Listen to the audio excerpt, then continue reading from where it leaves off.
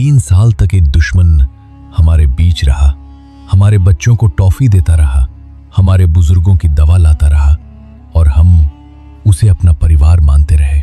ये कहानी है भरोसे के सबसे बड़े धोखे की। राजस्थान, श्रीगंगानगर, साल 1988।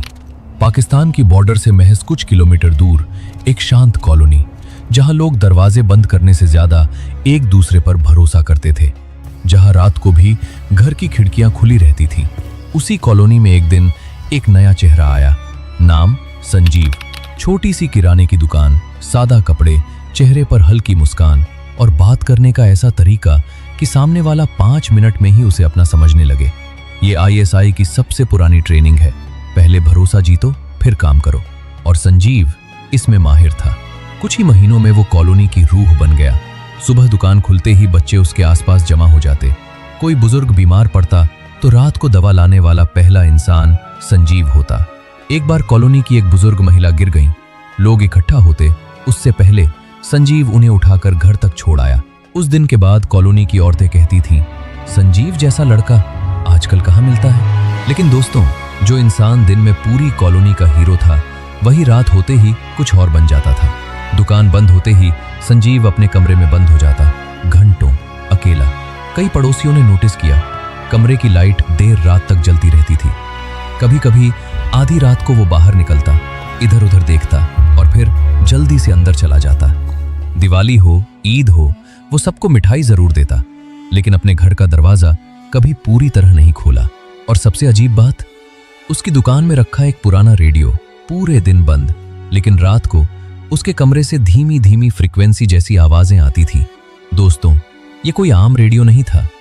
उस जमाने में ISI के एजेंट्स छोटे शॉर्टवेव रेडियो ट्रांसमीटर्स इस्तेमाल करते थे, जो देखने में बिल्कुल साधारण लगते थे, लेकिन उनसे सैकड़ों किलोमीटर दूर लाहौर और कराची तक सिग्नल पहुंचाया जा सकता था।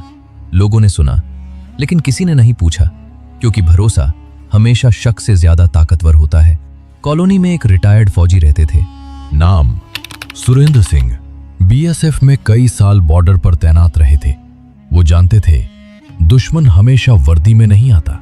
उन्होंने कई बार नोटिस किया था, संजीव उनसे बड़े ध्यान से सवाल पूछता था। सर, BSF वाले किस रास्ते ज्यादा गश्त करते हैं? बॉर्डर पर रात में मूवमेंट ज्यादा होती है क्या? शुरुआत में उन्होंने इसे सामान्य जिज्ञासा समझा, लेकिन एक दिन संजीव ने उनकी पेंशन और बैंक डिटेल्स तक पूछ ली। उसी पल पहली बार सुरेंद्र सिंह को लगा, इस आदमी की मुस्कान के पीछे कुछ और छुपा हुआ है। उधर कॉलोनी में भी धीरे धीरे फुसफुसाहट शुरू हो चुकी थी। कोई कहता, संजीव अच्छा तो है, लेकिन थोड़ा अजीब भी है। कोई कहता, उसके घर रात में कौन आता है? तो कोई कहता, हमेशा अकेला क्यों रहता है? लेकिन यह सिर्फ शक था, एक ऐसा शक जो जल्द ही पूरी भारतीय खुफिया एजेंसी को हिला देने वाला था। साल 1989, श्रीगंगानगर CID ऑफिस में एक फोन आता है। फोन करने वाला कोई अफसर नहीं, एक आम नागरिक। उसने कहा, मुझे नहीं पता मैं सही हूं या गलत, लेकिन मेरे पड़ोसी का व्यवहार सामान्य नहीं लगता। शुरुआत में पुलिस ने इसे नजरअंदाज किया। आखिर संजीव की छवि एक नेक इंसान की थी। लेकिन कुछ दिनों बाद सुरेंद्र सिंह ने भी शिकायत दर्ज करवाई। अब मामला गंभीर था। CID ने चुपचाप सर्विलांस शुरू कर दी। दिन में सब सामान्य, दुकान, बच्चे, मुस्कान। लेकिन रात को एक रात सर्वेलेंस टीम ने देखा, संजीव ने वो पुराना रेडियो चालू किया, फ्रीक्वेंसी सेट की और कुछ भेजने लगा। तभी टीम को समझ आया, वो रेडियो नहीं था, वो एक ट्रांसमीटर था। उसी रात CID ने छापा मार दिया। पूरा मोहल्ला बाहर जमा हो गया। कोई बोल नहीं रहा था, बस देख रहे थे। आंखों में यकीन नहीं था। कमरे की तलाशी में मिले नक्शे, कोडेड डॉक्यूमेंट्स और एक एन्क्रिप्टेड कम्युनिकेशन डिवाइस। इंटेरोगेशन शुरू हुई।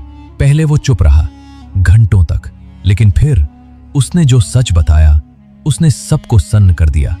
उसका नाम संजीव नहीं था, असली नाम था महमूद अकरम, और वो पाकिस्तान की ISI के लिए काम करता था 3 साल से। भारत में रहकर, भारतीयों का भरोसा जीतकर, बॉर्डर की गतिविधियां, सैन्य रूट मैप्स, BSF की पेट्रोल टाइमिंग्स, सब कुछ पाकिस्तान भेजता रहा। लेकिन कहानी यहां खत्म नहीं हुई। महमूद ने बताया, उसकी मदद भारत के ही एक रिटायर्ड मेजर ने की थी। भारत के ही किसी ने। उसने पुराने रूट मैप्स और गोपनीय जानकारियां दी थी। अगर ये जानकारी पाकिस्तान पहुंच जाती, सीमा पर तैनात हमारे जवानों की जान खतरे में पड़ सकती थी। मेजर गिरफ्तार हो गया। महमूद को दिल्ली ले जाया गया। लेकिन दोस्तों, इस कहानी का सबसे दर्दनाक हिस्सा अभी बाकी था। इंटेरोगेशन में महमूद ने बताया, पाकिस्तान में उसकी पत्नी थी, 2 बच्चे थे। उसे वादा दिया गया था, पकड़े गए तो भी परिवार सुरक्षित रहेगा। ये आईएसआई का वो झूठ है जो वो हर एजेंट को बोलती है। लेकिन गिरफ्तारी के बाद आईएसआई ने उससे रिश्ता तोड़ लिया। परिवार को अकेला छोड़ दिया गया। जब महमूद को ये खबर मिली, वो कई मिनट तक बस चुप बैठा रहा। फिर उसने कहा, मैंने अपने देश के लिए काम किया, लेकिन आखिर में मैंने अपना परिवार खो दिया। साल 2005 में जेल में ही उसकी मौत हो गई और उसके साथ खत्म हो गई एक ऐसी कहानी जिसमें भरोसा धोखे में बदल गया था। दोस्तों, कभी कभी सबसे खतरनाक लोग वो नहीं होते जिनसे हम डरते हैं, बल्कि वो होते हैं जिन पर हम सबसे ज्यादा भरोसा करते हैं।